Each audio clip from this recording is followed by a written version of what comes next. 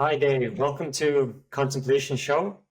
Today's my Thanks. guest is Dave, all the way from Abbotsford, British Columbia. Finally, actually, I just moved like Oh, you a just few weeks. moved. Just moved, yeah. Okay, okay. Yeah, yeah, yeah. Today's topic is gonna be psychedelics, and and especially with mushroom.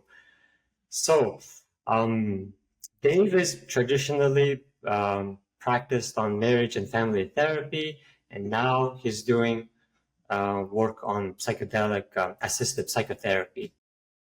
So before I delve into psychedelics, I would like to ask you, um, when did humanity start to use psychedelics, especially magic mushrooms? Right. Yeah. And when we talk about mushrooms, we're actually talking about the kind of active agent in the mushroom, which is commonly known as Mhm, psilocybin. So, mhm. it goes back as far as we can see. A great book, if your listeners are interested, is a book called Brian Marescu, The Immortality Key, and he Mhm. he tracked the history of psychedelics way back, like 10,000 years ago, into as far back as we have some sort of recorded history into India, Okay. and yeah, and then it migrated from India into the Middle East, into the Mhm, Mediterranean, and the Greek culture began to use what they call a spiked wine, and mhm, in technology over the last number of years in archaeology have been able to look into some of the relics from the archaeological digs in Greece, and they found traces of ergot. And ergot is a mold which grows on certain grains mhm. and contains LSD. And so Okay. these recipes were developed for a very particular spiked wine, Yeah. and but they had to be very careful because ergot can be fatal if you get too much of it. So these recipes were developed, and so we were able to track, or Rescue's work was able to track, the use of Mhm. psychedelics, thousands and thousands of years ago. And then you get into other indigenous histories where we can see what might be referred to as like the mushroom cult, like in other words, that Yeah. there was worship of the mushrooms. So we can see evidence of psychedelic and mushroom use going back, like a long time. And then if you actually get into the work of um, Dennis McKenna, Mhm. he popularized the stoned ape theory, him and his brother Yeah. James, and their theory, their hypothesis is that 500,000 years ago, Okay. our Homo sapien ancestors Mhm. began to ingest psilocybin mushrooms on the savannas of Africa. That they would ingest, just food that was on the manure of Mhm. animals, and Mhm. because we do see at that point over a couple 100,000 years where the Homo sapiens very quickly accelerated on the evolutionary ladder and really outpaced the size of our cranium, began to outpace all other Yeah. hominids, and so these are just theories, but they do speak of a very long tradition of psychedelic use and the human mind. So yeah. It seems plausible because mushroom can cause neurogenesis, create more neurons. And at that time, when we were monkeys or apes, Apes, that basically, kind right? of like accelerated your neurons in the brain. Yeah, I mean it's a provocative theory, It seems and it, plausible. it Yeah. and it certainly helps us understand how psychedelics fit so well into lock and key into our Yes. neurotransmitters. I mean, like similar to cannabis, obviously the our own evolutionary history goes back a long way with these substances. Hmm. Yeah. And the First Nations people, they use psilocybin to connect with nature, if I understood it Yeah. correctly. Like they use it not recreationally. They use it more spiritually Yeah. to use it as a connection. Uh, did it does it how did it started this way for First Nations people? Yeah, and I'm not going to, miss represent myself. I'm not an expert in North American Indigenous use. Hmm. I'm like you. I'm aware of it. Hmm. Certainly in the Southwest U.S., there's a lot of use with the cactus. Um, Hmm. but the mescaline, but the use of psilocybin, there's certainly indications in histories that the use of it as a spiritual practice, not Hmm. as a recreational practice. I mean, they may Yeah. have done that too. I just don't know. But Hmm. certainly, there's evidence that shaman and medicine men were trained and were mentored in the use of psilocybin mushrooms. We go into Mexico, and this is Hmm. where Francois Berzot done a lot of her Hmm. work. She references the Mixteca people in Mexico who have a long history with using psilocybin mushrooms in a very spiritual, might even say religious way. Yeah. Maria Sabina, who's really known as Hmm. the woman who brought the mushrooms to the West Hmm. through a few others. So her use of the mushrooms is very well documented. Hmm. But that's not my area of expertise. Yeah. I'm sure I've kind of messed up the history a little Yeah. bit. No, the reason why I asked was it's curious that in the past they used it spiritually, and during the 19th century, now our idea of psychedelics is you're using drugs, you're using Yeah, yeah, like a forbidden substance that yeah, is harmful for you, and there's a stigma attached to it, even until this day. Like if I absolutely. uh, go in the streets and talk with like a general public, like the majority of them, they would say like, is it safe? Like, why are we using this as medicine? Like, you know what I mean? Oh, absolutely. I'm not a person that's going to put forward conspiracy theories or that sort of thing. Yeah. If we look into the histories that we are aware of, these substances, and let's LSD and psilocybin, they were the two that were the most commonly used psychedelics in the 60s. So Hmm. and especially the United States, and so you had this a number of historical factors going on at the same time. So you had Timothy Leary, who was Hmm. speaking kind of for his generation, and Hmm. tune in, tune out, drop out, turn on, tune in, drop out was his mantra that and Hmm. really millions of young people experimented with psychedelics in the 60s. And then Hmm. alongside that, and some may suggest connected to it, but whatever, if you have the rise of the civil rights movement and the Hmm. rise of the anti-war movement. And Hmm. all Yeah. these started coalesce in the late 60s.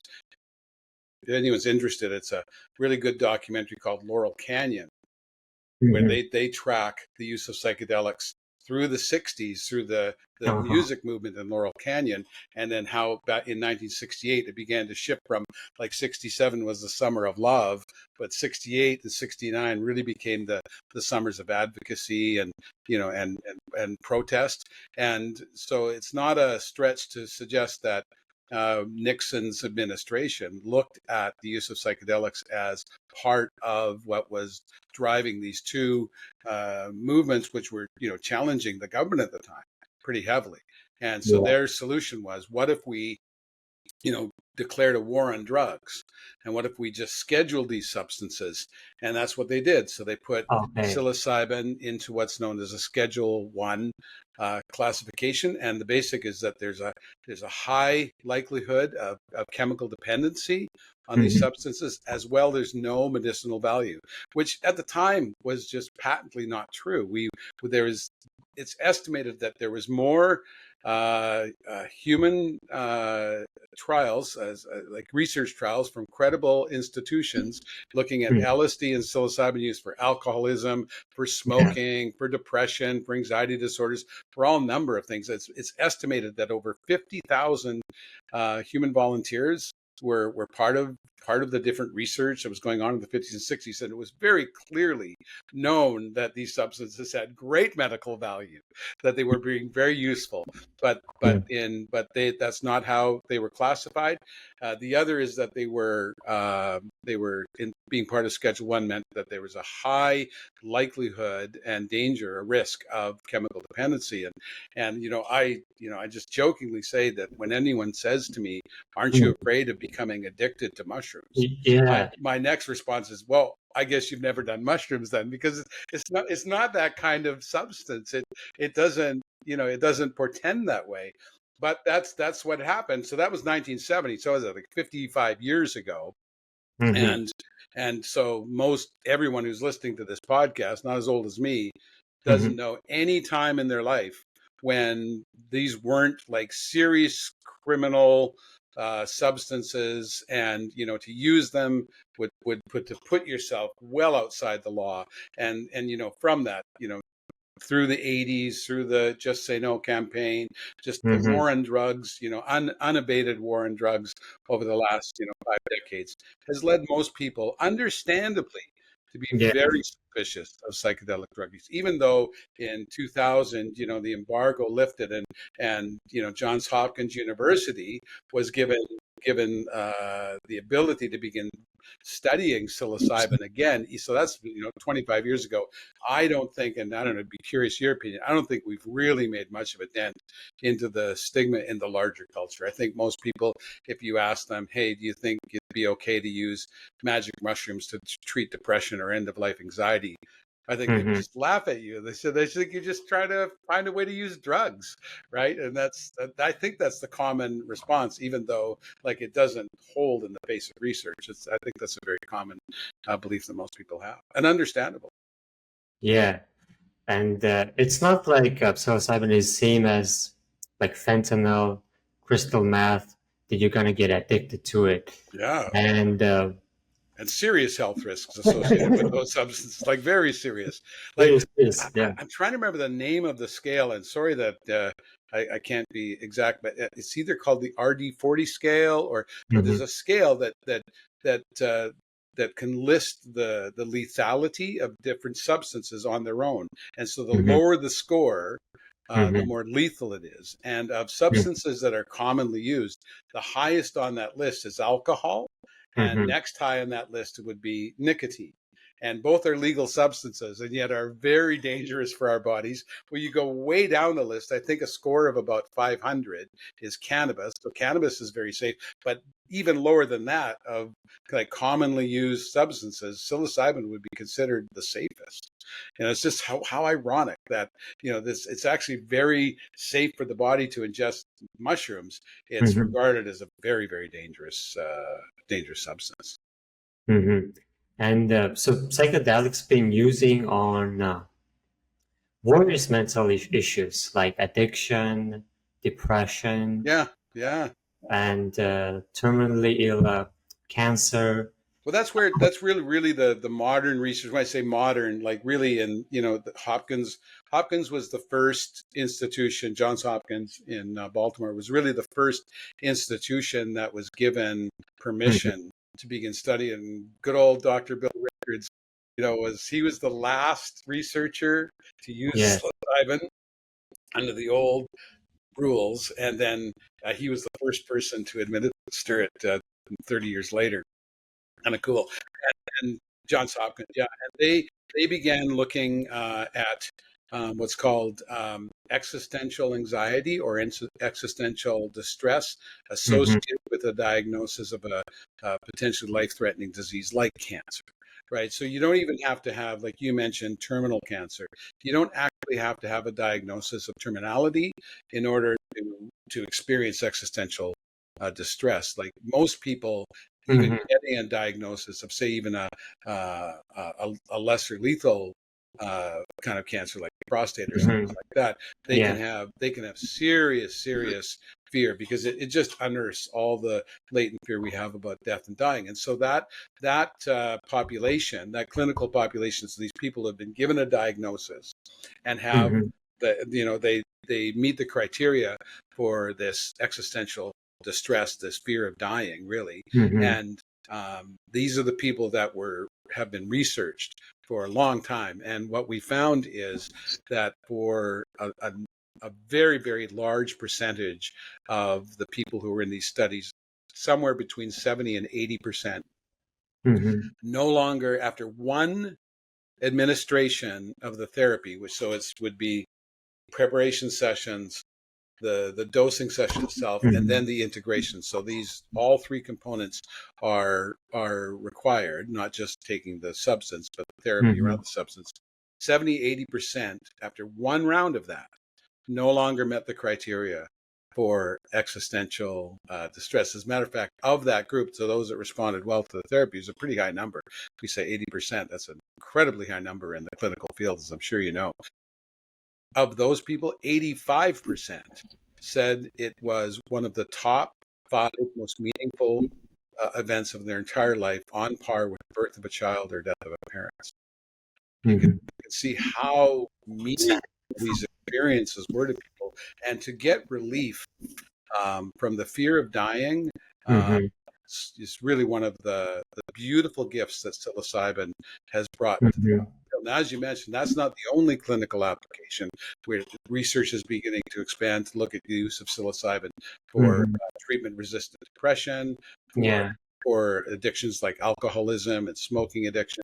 It's being studied now for post-traumatic stress disorder. So a lot of other clinical kind of domains have been brought in to the research field, and looking whether psilocybin could be a useful measure. I think right now it's been fairly established that treatment-resistant depression is also a condition that responds really well to this therapy. It's exciting. It's exciting, but very ironic that, like you say, the stigma is so real around.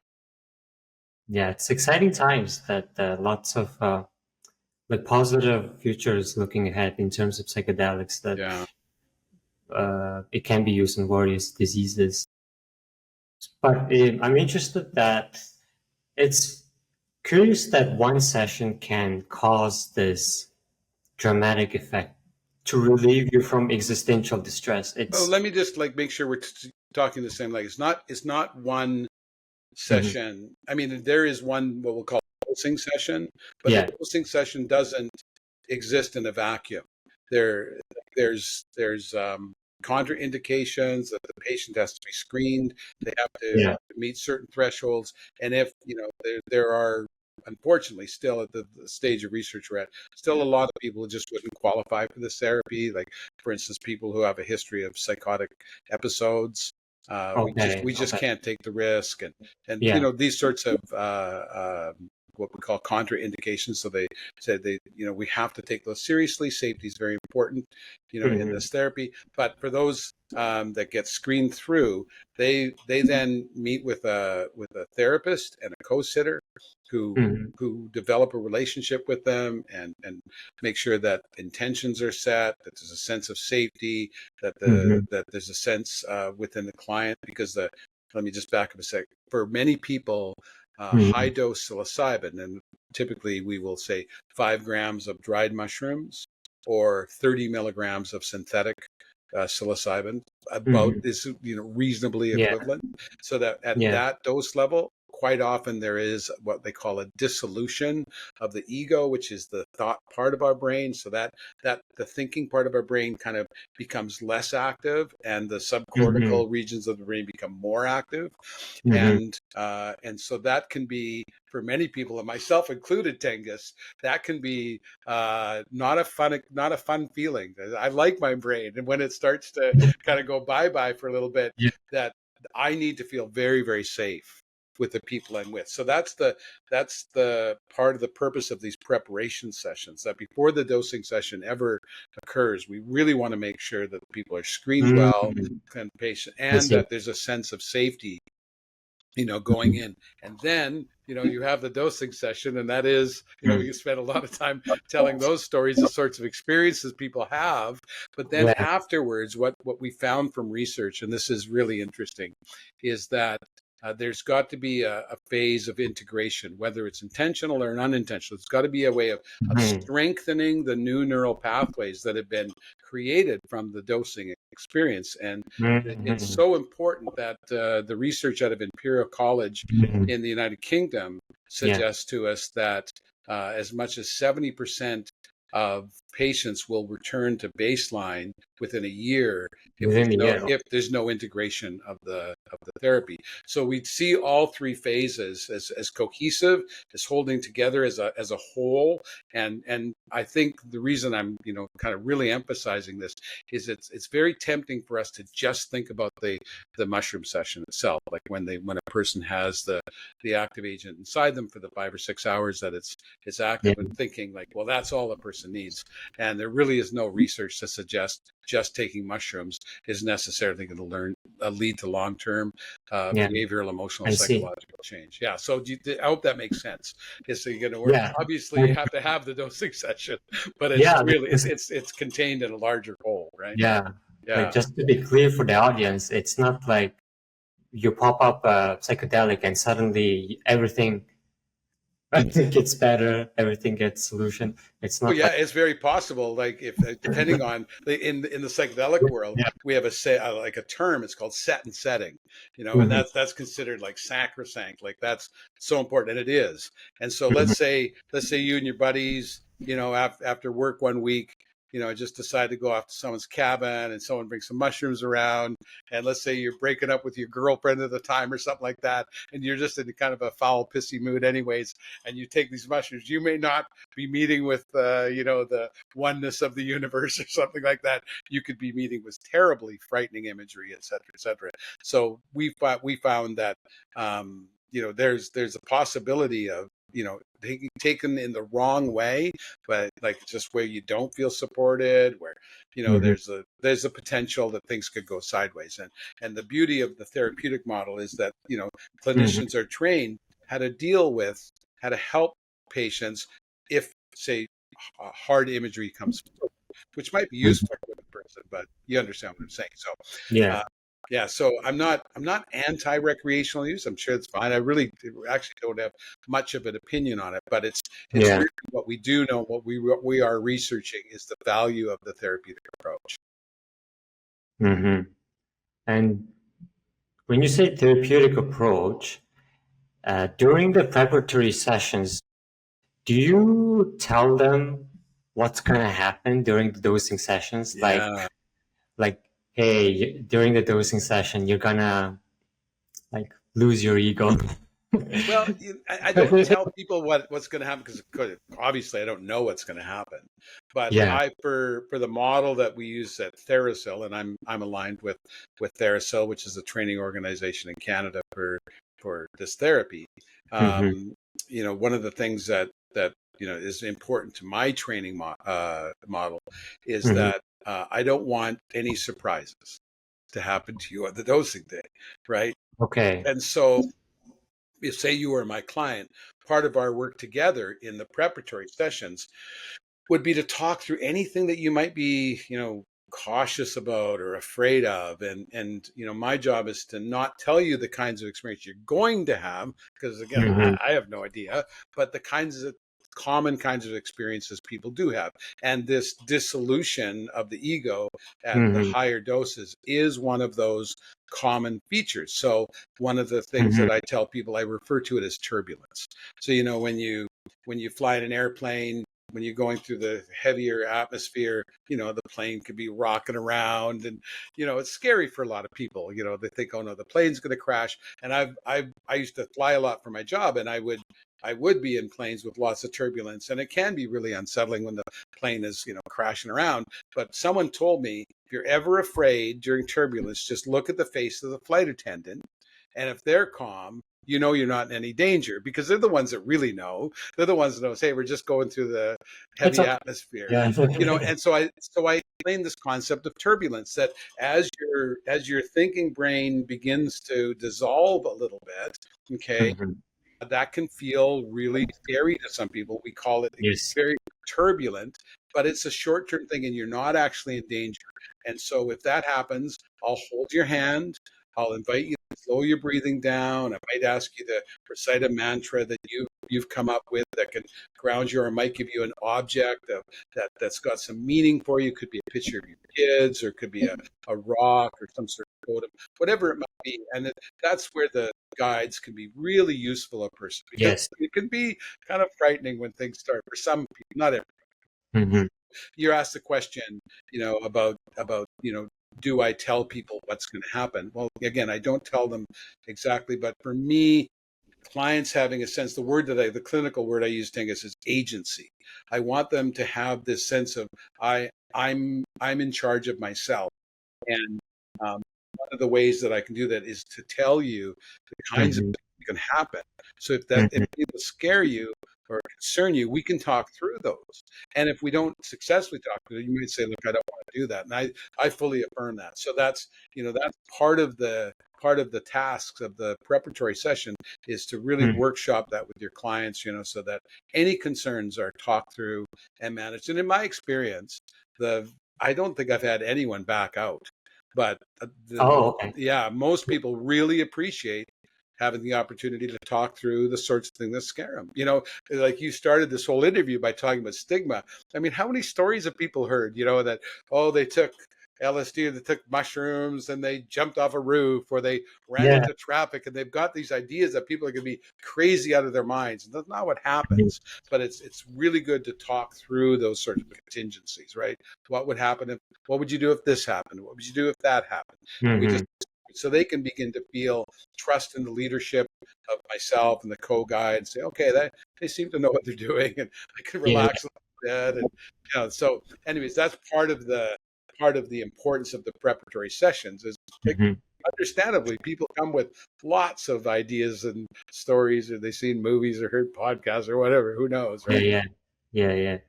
And does all your clients share a common theme, like when they feel that they solve their existential distress or whatever anxieties they have? Have you seen any common theme? Well, yeah, there's a whole bunch, and I mean, I'm just going off the top of my mind, but one of the most common ones for people who fear death is that we do live in North Mm-hmm. America, in the West, in a Mm-hmm. highly, what I'll call, secularized society. So even as Mm-hmm. in education, if you go to medical school or nursing school or therapy school, whatever it might be, Yeah. we are not really given much permission to explore spirituality, right? And Mm-hmm. I want to make sure you understand, I'm not talking about religion, I'm not Yeah. talking about Christianity or Islam or Mm-hmm. Buddhism, or whatever it might be. We're not talking about religion, but we're talking about a person's spirituality, and Mm-hmm. so they've been basically told that when they die, it's like someone just flips the lights out, and Yeah. and that can be terrifying for people, and so then they go into this space. Maybe their intention, I can talk, I have permission to talk about Laurie Brooks and my work with Laurie, who's featured in the documentary Dosed 2, Trip of a Mm-hmm. Lifetime. Mm-hmm. So you know when people do come with this kind of secularized conditioning, right, Mm-hmm. and then they say, I want to know what happens when I die, right? Like I have no idea. I just, or perhaps they've uh, grown up Christian or something, and they believe that, they're going to be judged harshly for their life or something along those lines, Mm-hmm. right? Yeah. And Yeah. what they want to know is, what's the nature of the afterlife? What happens when I die? Well, it's not uncommon. I mean, it's not uncommon for those people to have an encounter with something beyond themselves. Again, everyone's a little bit different. There's no kind of one size fits all, but they do have a sense of something greater than themselves, and that Mm-hmm. this whatever this is that's greater than themselves is Mm-hmm. characterized by love, that Mm-hmm. they're safe, that they're Mm-hmm. home, that the whole universe is connected. There's very, very common themes that go on. Well, Mm-hmm. it's a different kind of knowing than if I just explained something to you. If I said to you, Tengus, don't be worried about your cancer. When you die, you'll meet Jesus and everything will be fine. My telling you that isn't going to change your Yes. existential distress. If anything, it might increase it, because you go, that's good for you, Phillips, but you don't know what's going on in my heart. But Mm-hmm. if you have an actual experiential moment with something, Yeah. that is real for you. Well, Michael Pollan, who wrote the book How to Change Your Mind, he's got this word he calls it's noetic. It's a Hmm. different kind of knowing. It's a knowing that's in my body. It's sort of like right now you and I are connected, and you Hmm. know that we're connected. We're experiencing each other in real time. And if someone said, "Oh, that was just in your mind," you'd go, "No, I was with Dave. I know what talking to with Dave feels like." Well, you have that sort of experience. You can say, "Oh, this wasn't like a lecture on the afterlife. This wasn't a seminar on what happens when I die. I met the universe. I met the divine. I met God. Whatever human word will describe whatever it is." Well, when you have that, believe me, it changes your view of death, right? No one wants to go through chemotherapy. That stays, right? No one likes, the the medical complications that can be part of cancer, and patients say, "Oh, well, I guess we'll just go through that." But what goes away is the fear. What goes away is the dread, the deep anxiety, and then quality of life comes back in. And you see so many people who have cancer diagnosis who go through Hmm. this therapy, and Hmm. probably one of the most common outcomes is Hmm. they just say, "I'm okay to die now. I don't want to die. Okay. I want to live as long as I can, but I'm not afraid of dying anymore. And really, my focus is on living each day to the max." Isn't that amazing? And It's an that, like, we can bring that about in a person's mind and heart in 6 sessions and plus the mushroom session. That's Mhm. like in psychotherapy, we've never had that before. Now Mhm. there are other themes that can come up too. So one of the ones with my friend Lori, Mhm. and she had had a diagnosis of colon cancer, and Mhm. she was in really bad shape both physically and spiritually. A big piece Mhm. for her was believing that someone, her value as a human being, that someone would care for her, that she was important, that she really felt unlovable, right?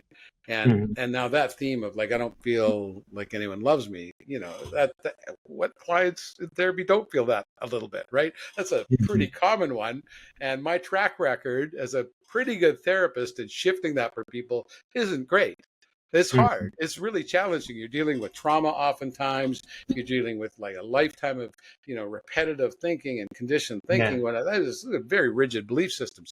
Well, so understand. Here I am. I've got this kind of idea, or this experience of how rigid those sort of belief systems are, and yet I can see. Yes. I saw with Lori how influential those belief systems were on her experience of cancer. They're just making her life hell, right?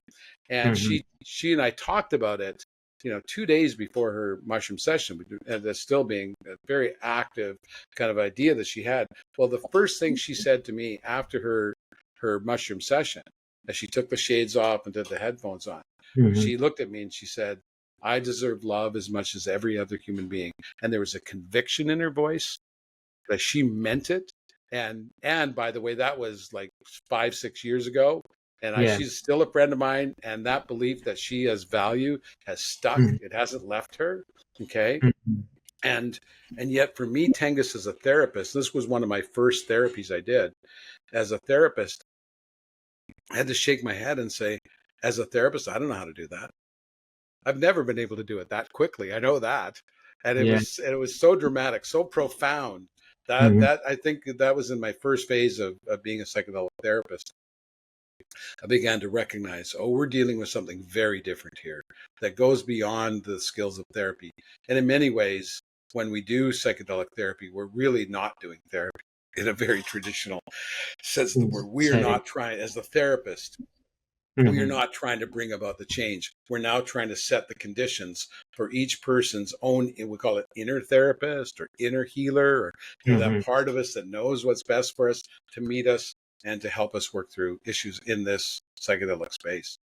That's Mhm. that's the best I can make sense of it at this point in my career, No, because it's beautiful, like yeah, yeah, how our mind works, how our body tries to repair ourselves, actually. yeah, yeah. Like Well, you I mean, mentioned. you think about Yeah. it. What moves a person to be in counseling in the first place, right? For therapy in the first place is terribly expensive.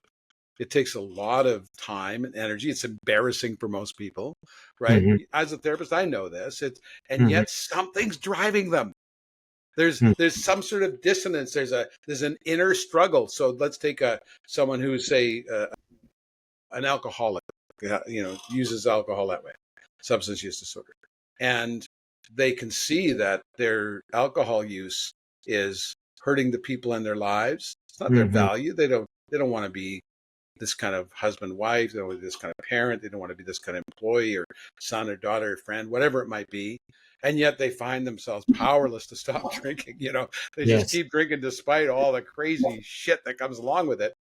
And yet they show up in my office. Something is not letting them go. We might call that a conscience. Who knows what, but for me, I think of it as there's a still voice inside me. Yes. The essential Dave that says, no, we can do better than this, Phillips. Keep going. And to consider, psychedelic therapy, which is, let's be honest, is still pretty fringy. Right. This isn't mainstream, despite the research we have. It, like you say, because of stigma, it's still considered alternative. It's probably not most people's first choice, of therapeutic protocol. And yet here they are in my office. And usually it's something dramatic like cancer or something like that has brought them to the point where they just say, hey, I got to do something about this. I don't care how hard it is. I'll take 5 grams of mushrooms if that's what's going to get me out of the hell that I'm in, right? And once I hear that as a therapist, I go, good. Now we just have to make sure we get the container. That's what I call it, the context around the set and setting around the mushroom session. I call it a container. We just have to get the container set up properly to make sure that we have maximized the potential for a positive experience, right? And then we're ready to go. So that's another one of those themes that have just blown me out of the water as I've seen it. Wow,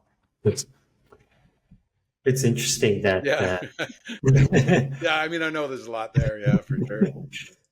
How did you get into psychedelics? Did you have your personal experience that led you to become a psychedelic therapist? No, not at all.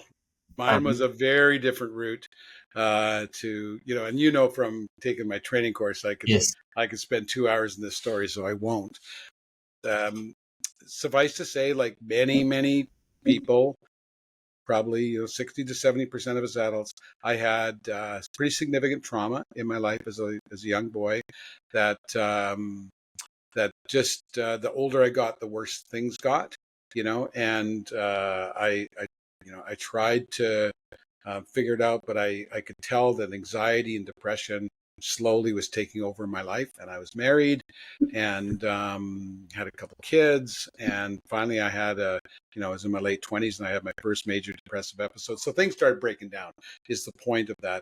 And I did some therapy. I became a therapist. I mean, lots of good things were going along.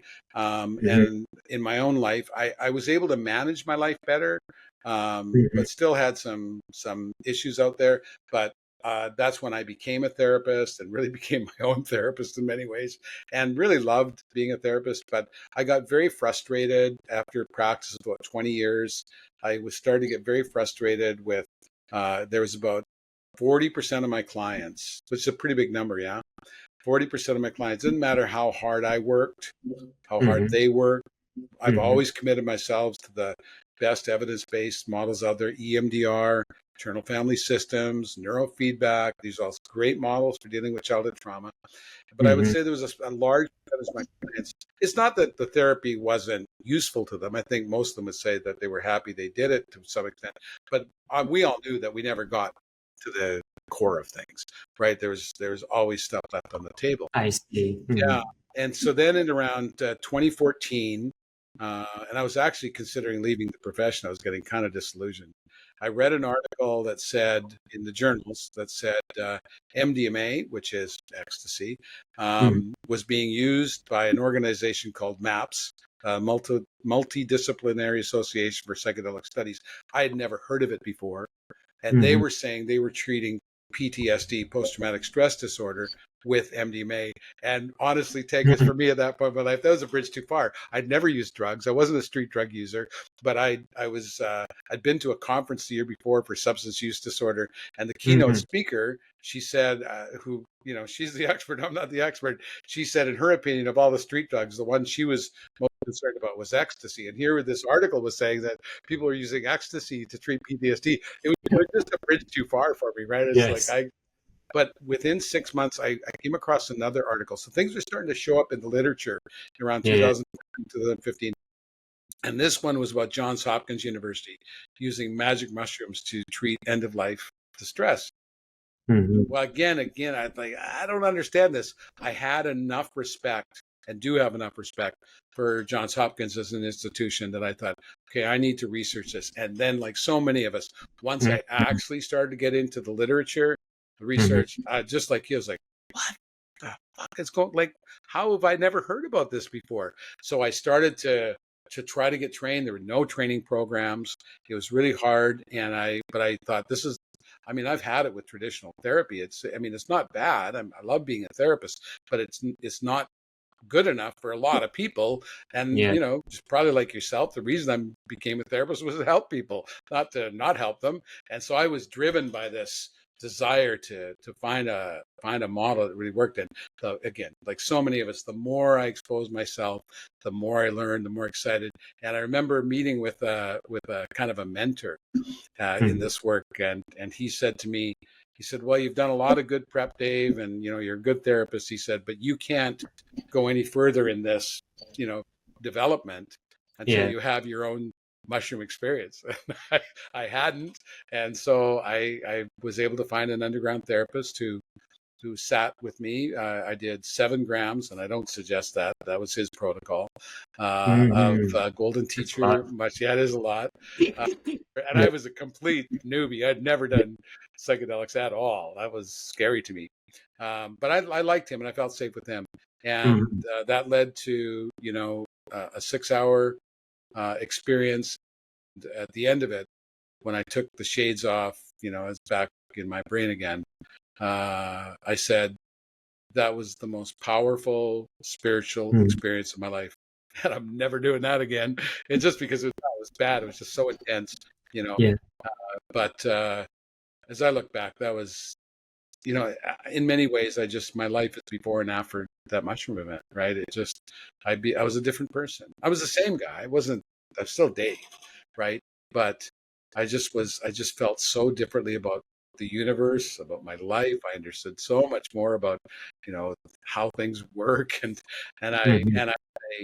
Once I had my own experience, then I said, okay, I need to kick my training up to the next level. And I did that and Mhm. got mentors. And then eventually had to make the decision in Mhm. Canada. Mhm. Do I start practicing with this substance, even though it was technically illegal? Although Yeah. Canada is much different than the States. There's not a lot of willingness to prosecute Mhm. therapists who are for this reason. But anyway, so I did that for a number of years, and then eventually Theracell, the organization I've worked with now, approached me and asked if I would develop their training program. And Mhm. so that was a time when I'd Yeah. already turned 60. I was like, I think I'm done with being too much of a pioneer out there, and I think training sounds a little safer for me. So Mhm. that's why I pivoted in 2021, and really have been with Theracell since, and it's been a great partnership. So I've personally trained about 400 healthcare professionals in Canada, Wow. yeah, it's really rewarding, and Yeah. just very, very appreciative of Theracell giving the opportunity, and I like Theracell because our values are about safe and effective treatment, right? So we're not about cutting corners. We want to make sure that anyone Mhm. who's treated by any of our clinicians is getting the best quality care possible, even if it's a bit slower than we like sometimes. But yeah. All right. Well, thank you, Dave. That was the end of our talk. And Yeah. thank you so much for your time. Oh, my pleasure. My pleasure. Yeah. And I hope this podcast will be useful for those who are interested in psychedelics and join our field of Yeah. psychedelics. Yeah. Well, how about you? What's your thoughts on all this?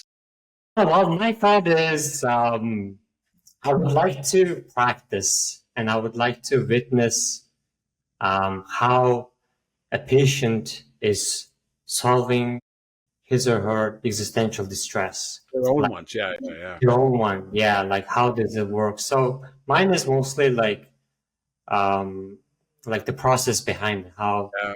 the The patient neuroscience, the neuroscience behind it. How do you talk with the patients and create the environments to make it safe. And I'm excited to attend our retreat in October. Me too. Yeah. I mean, you were such the questions you asked during the training were so great, and it Mhm. just really you got a brilliant mind. It's Thank you. expansive. So, anyways, thanks for having me here. I've really enjoyed this. No problem, no problem. Thank you for your time, and we'll see you in October. Absolutely, for sure. Yeah. Alrighty.